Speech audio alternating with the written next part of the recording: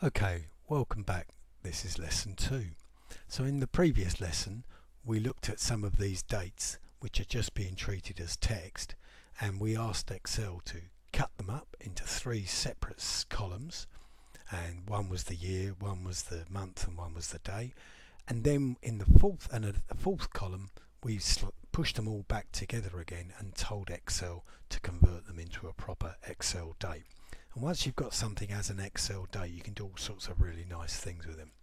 But anyway, that was a bit too much effort, so let's try and do all of that chopping up and pushing together in one cell. So I'll put my heading again, I'll call it real Excel date. Whoops, Lord. And then I'll stretch this nicely for a little bit. You don't have to do this. And instead of doing the 3 separate bits where we chop up and push together into the fourth action, we'll do it all in one go. Now it may look like an ugly mess, but bear with me. So remember, we used the mid function before to chop bits out, and the date function to put them all together as a date. So what we'll do is we'll start with the date function. We'll go equals DATE, and remember it's expecting 3 what we call arguments: a year, a month, and a day. So let's give it that year by embedding a mid function in there. We'll go MID, open brackets, we'll point at our date in O2, we'll say start chopping from position 1 for a length of 4 characters. That's the year portion.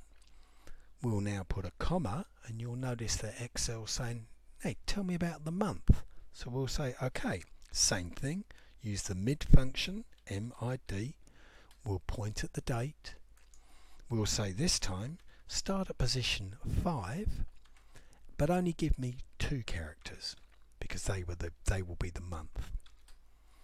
And we'll say, okay, put a comma, and Excel will say, oh, you see how you got the day here? It's highlighted. It says, tell me where the day bit is. And I'll say, okay, same story, MID, open brackets, point at the thing, put a comma. Where are we starting? We're starting at position 7. How many characters? 2, please. Done that. We'll close the bracket around the mid. We'll close the bracket around the date.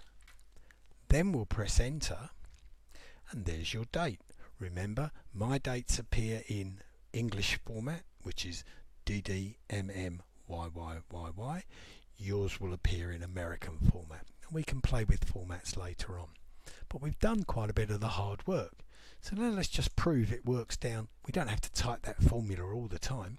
Let's just click in the bottom right hand corner where the little X is and drag and carry that formula all the way through. And there you can see the various dates, and they are real dates. Let's do what we did before just as a demo. We'll highlight those guys, right mouse click, format cells, and we're going to take the format off. I'll just bring that back up there so you can see it.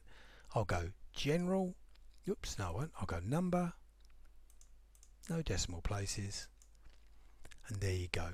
The various dates and the numbers of days since the 1st of January 1900 to those dates. So that's just proving that Excel has done the calculation right. You wouldn't normally leave a date value unformatted because it doesn't make any sense. So I'll just put those back. I'll just do an undo, and there's my nice dates. Okay, and again,